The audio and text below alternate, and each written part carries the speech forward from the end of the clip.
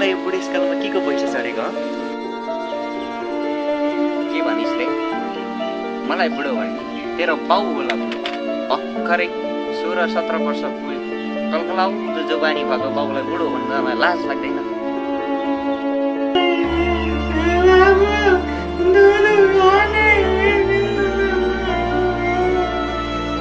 अनि के बा तिमी 50 वर्षको पुग्दाखेरि पनि भर्खर 25 वर्षको जस्तो लक्का जोबानले गर्ने जस्तो मेकअप गरेर हिँड्दैछौ।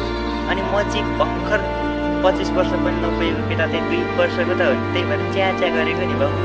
भयो भयो, धेरै बाउलाई नउडा।